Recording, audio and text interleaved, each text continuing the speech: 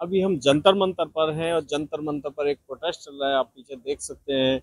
और तमिलनाडु से आए हुए लोग हैं, इनसे जानने की कोशिश करेंगे क्या डिमांड है। आपका परिचय क्या है?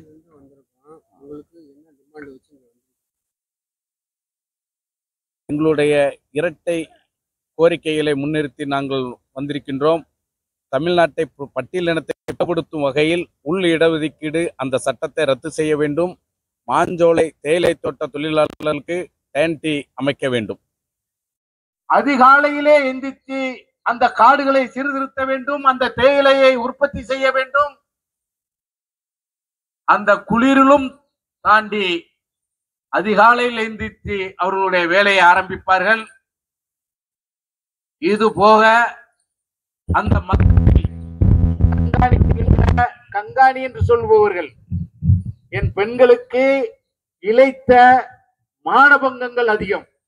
இதையெல்லாம் தாண்டி அதை செல்வ பூமியாக வளமிக்க பூமியாக மாற்றிய பெருமை இந்த சமூகத்திற்கு உண்டு.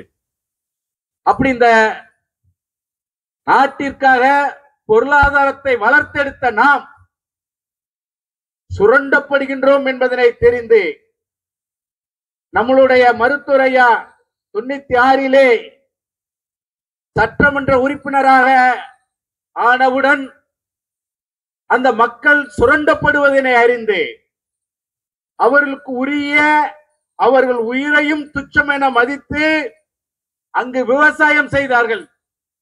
விவசாயம் மீன்ஸ் தேயிலை உற்பத்தி. அவர்களுக்கு கொடுக்கப்படக்கூடிய சம்பளம் நியாயமானதாக இல்லை என்பதனை அவர் போராட்ட களத்திலே எடுத்தவுடன் இந்த மக்களை கொத்தடிமைகளாகவும் அடிமையாகவும் பொருளாதாரத்தில் சுரண்டி கொண்டிருந்த அந்த நபர்கள் ஐயாவினுடைய போராட்டத்திற்கு அப்புறம் மிகப்பெரிய ஒரு படுகொலை திருநெல்வேலியில் நிகழ்ந்தது. அந்த படுகொலைக்கு பின்பும் போராட்ட களம் தீவிரமடைந்ததை உணர்ந்து அல்லது ஐயாவினுடைய போராட்டம் நடக்காம இருந்திருந்தால் நாம் மீண்டும் கொத்தடிமையாக இந்த 99 ஆண்டு பெர்மனன்ட் லீஸ் முடிந்து விட்டது என்று கவர்மெண்ட் அறிவிச்சிருக்காது. இன்னும் தொடர்ச்சியாக இருந்து கொண்டிருக்கும். ஆனால் நம்மளுடைய உரிமையை கேட்டதற்காக இவர்கள் இந்த ஒரு எஸ்டேட்டில் அவர்களுடைய உரிமையை கேட்டுவிட்டால் இந்த பட்டியலினத்து மக்கள் ஐயா சொன்னது போல் மலைகளில் இருக்கக்கூடிய அத்தனை கிராமங்களிலும் மலைகளை சரி செய்து தேயிலாக உற்பத்தி செய்த அத்தனை இடங்களிலும் இந்த இரண்டு சமூகத்திற்கும் பெரும்பான்மையான உழைப்பு இருக்கின்றது. இந்த உழைப்பிற்கு ஏற்றவாறு அவர்கள் பொருளாதாரத்தில் வளர்ந்து விடக்கூடாது என்பதற்காக திட்டமிட்டு நடத்தப்பட்ட சதி மாஞ்சோலை மக்களை வெளியேற்றும் திட்டம். ஆகவே இந்த மாஞ்சோலையில் மட்டும்தான் நடக்கின்றது. சில பத்திரிகையாளர்கள் கேட்டார்கள், எவ்வளவு பேர் வாழ்கின்றார்கள் அங்க என்ன? அதையும் காட்டிலும் தமிழ் பத்திரிகைகள் எப்பொழுதுமே இந்த பட்டியலினத்து மக்களுடைய வாழ்வாதாரத்தையும் பொருளாதாரத்திலும் கல்வியிலும் மேம்பட்டு விடக்கூடாது என்பதற்காக இத்தனை மக்கள் போராடுகின்றோம். இன்றாவது சில 1000 பேர் நம்மளுடைய மருத்துவரையா 98 பல ஆயிரம் பேர்த்தை கொண்டு வந்து டெல்லியில் போராட்டம் நடத்தினார். இப்பொழுதும் தமிழகத்தில் தொடர்ச்சியாக போராட்டம் நடந்து கொண்டிருக்கின்றது.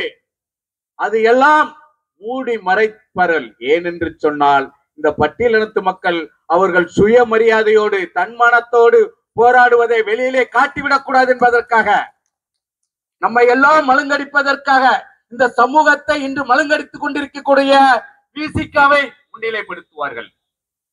விசிகாவே சொல்வார்கள் நாங்கள் பட்டியலினத்து கட்சி அல்ல என்று. ஆனால் பத்திரிகையாளர்கள் எல்லாம் இந்த பட்டியலினத்து மக்களுக்காக போராடக்கூடிய இயக்கத்தினுடைய தலைவர்களை கொச்சைப்படுத்தும் விதமாக தமிழகத்திலே விசிகா மட்டும்தான் இருக்கின்றது என்பது சொல்லுவார்கள். மருத்துவர் ஐயாவுக்கும் மாமல்லனுக்கும் கதிரவனுக்கும் ரேவதிக்கும் ஆசை தம்பிக்கும் இந்த இனத்தினுடைய சுயமரியாதையும் தனி வீரமும் சரியாக இருக்கின்றது. இவர்களை முன்னிலைப்படுத்தி விடக்கூடாது என்பதற்காக பத்திரிகையாளர்கள் நம்மளை மழுங்கடிக்க பார்ப்பார்கள். ஆகவே நம்மளுடைய மருத்துவரையா சொன்னது போல் நம்மளுடைய பிரச்சனைகள் 1000 இருந்தாலும் இப்பொழுது நாம் முன்னுரிமை கொடுக்கக்கூடியது மாஞ்சோலைக்கும் 3% இடஒதுக்கீட்டிற்கும். இந்த 2 கோரிக்கைகளுக்கும் தொடர்ச்சியாக புதிய தமிழகம் எந்த போராட்டத்தை எடுத்தாலும் இப்பொழுது இருக்கக்கூடிய மேடையில் இருக்கக்கூடிய தலைவர்கள் மட்டுமல்லாமல் இன்னும் தமிழகத்தில் பல பட்டியலினத்து இயக்கங்கள் நம்மோடு கரம் சேர்ப்பதற்கு தயாராக இருக்கின்றது.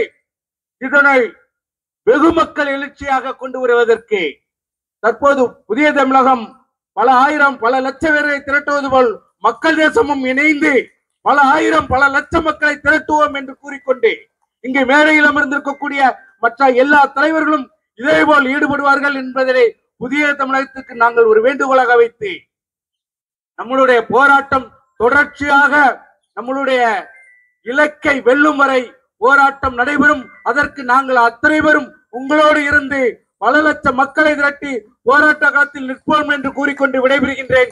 ஜெய் பீம்.